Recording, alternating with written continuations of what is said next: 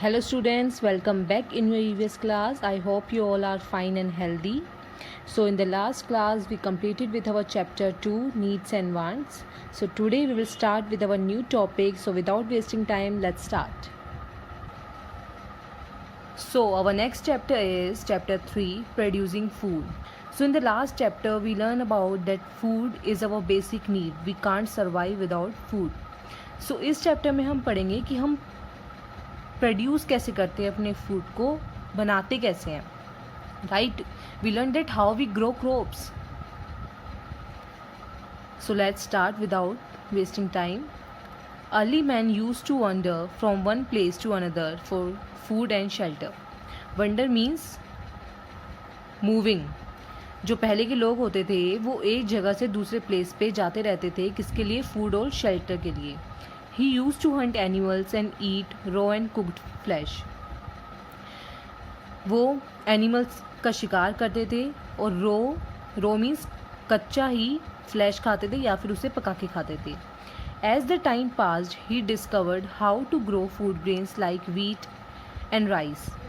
In this way, agriculture was born. Agriculture means जो हमारी कृषि थी, जो हमारी खेती बाड़ी थी, वो कहाँ से स्टार्ट हुई?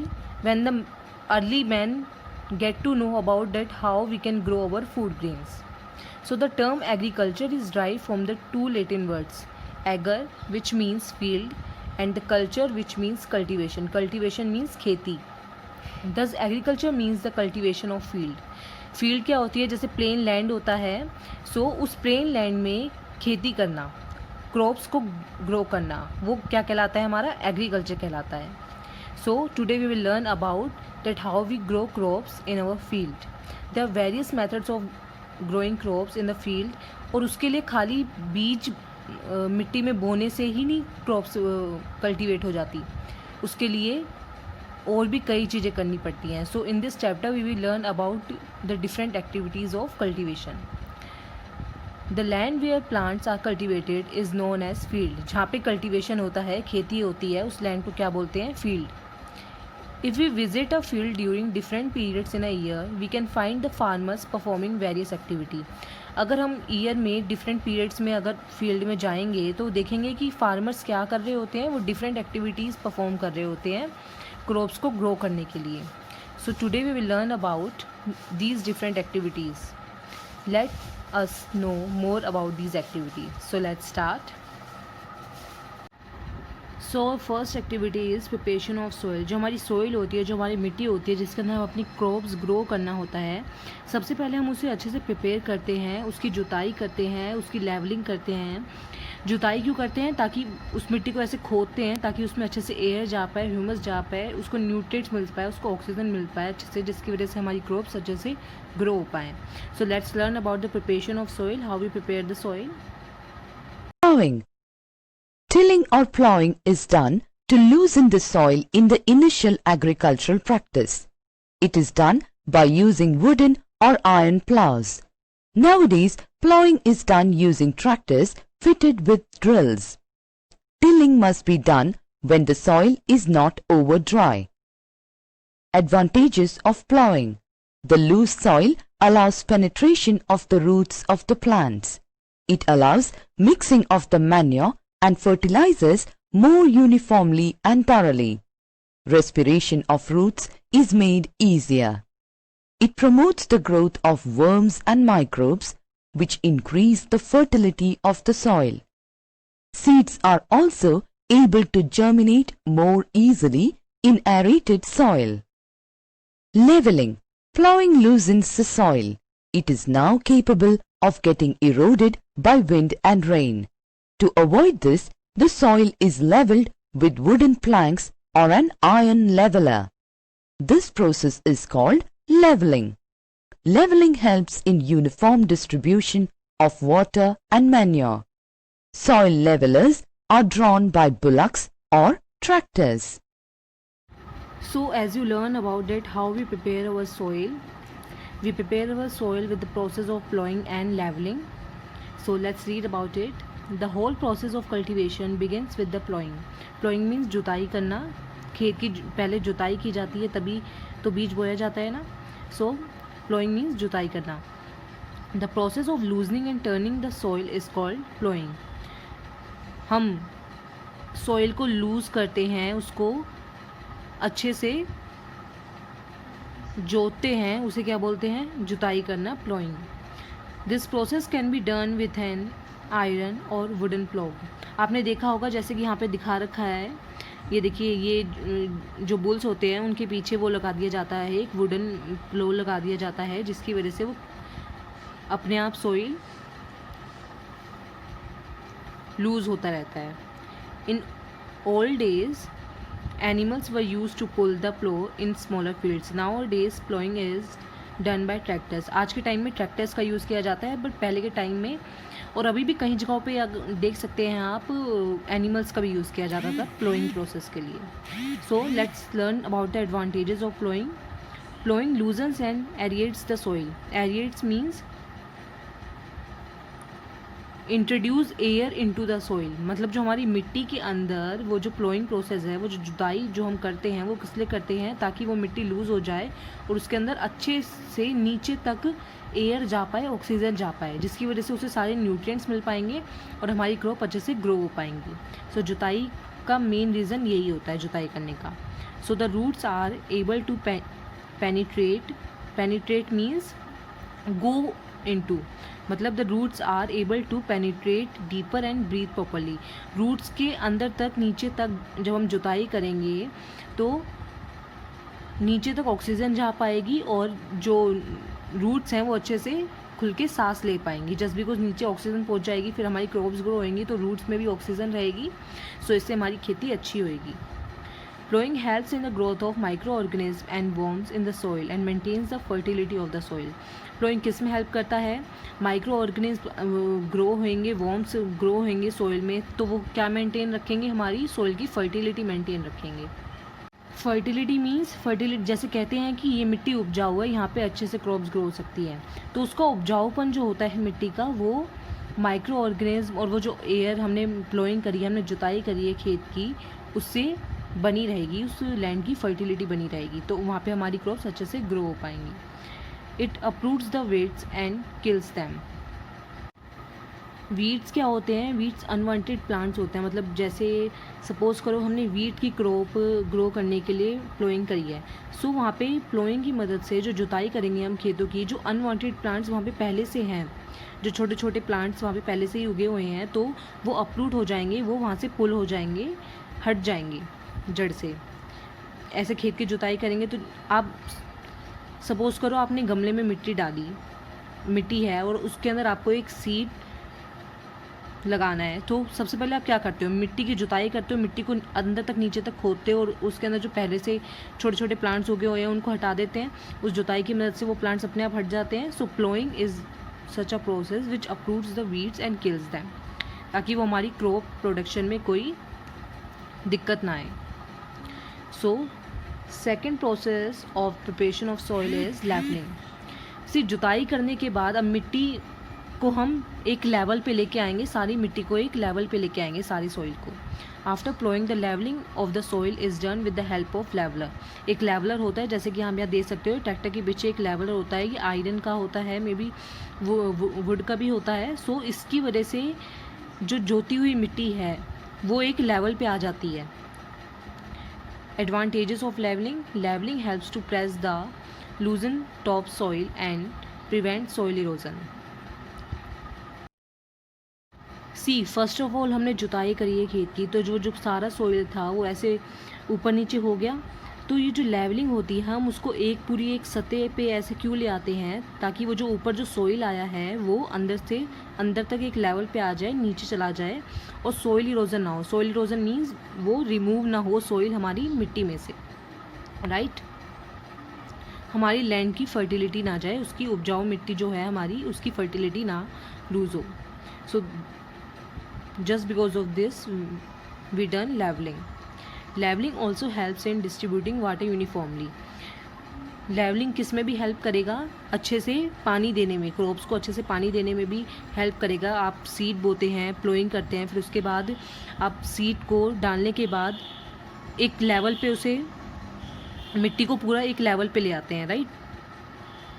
सो उसे क्या बोलते हैं हम, लेवलिंग.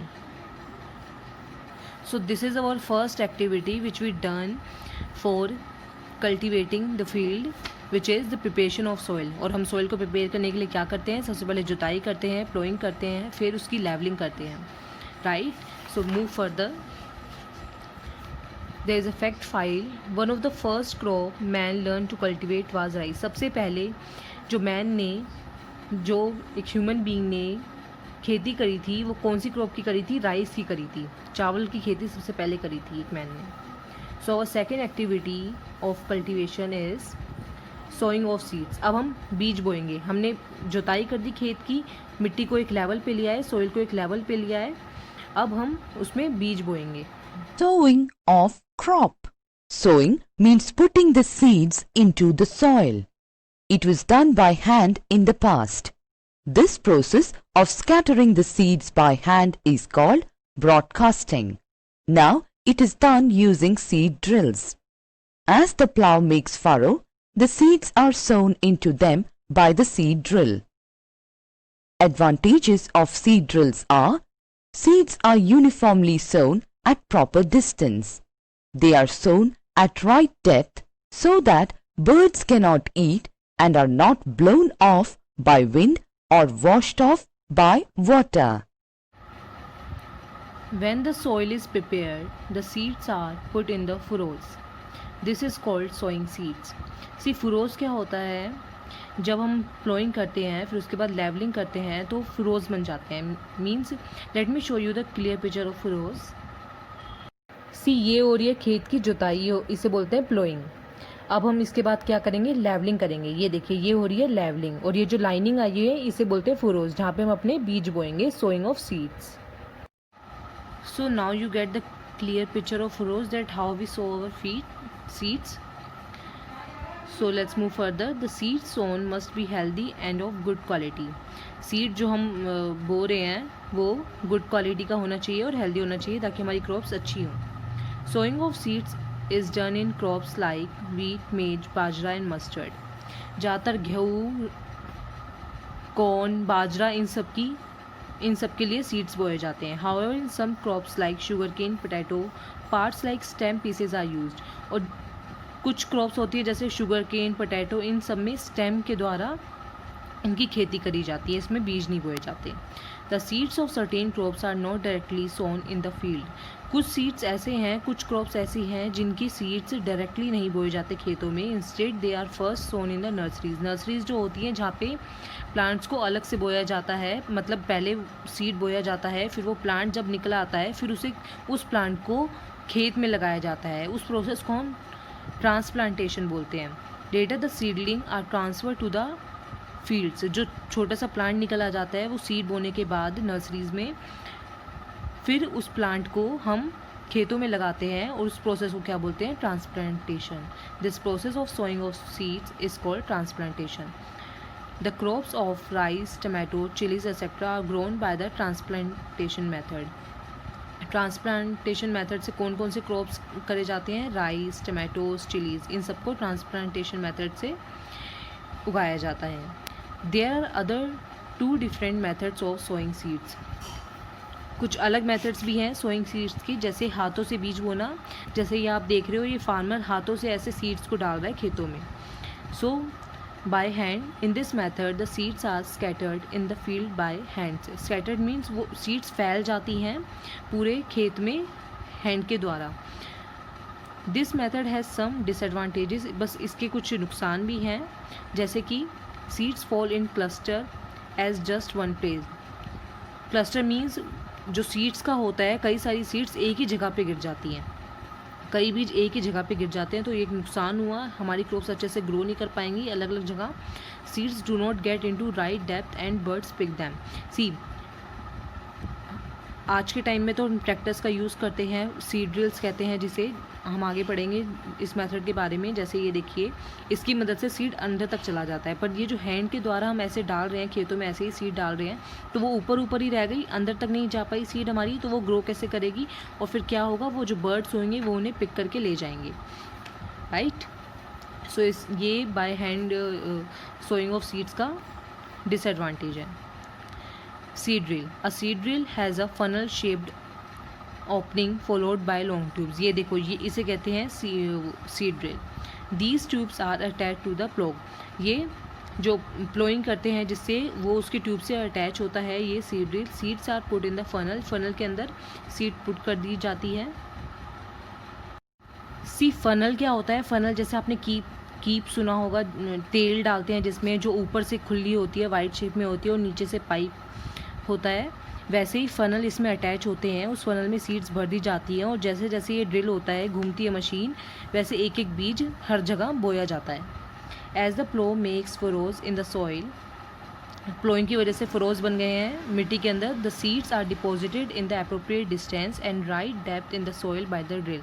जो ड्रिलिंग होती है उसकी वजह से जो सीड्स फनल में डाले गए हैं तो वो राइट डिस्टेंस पे, राइट डेप्थ पे बो दिए जाते हैं सीड ड्रिल की मदद से.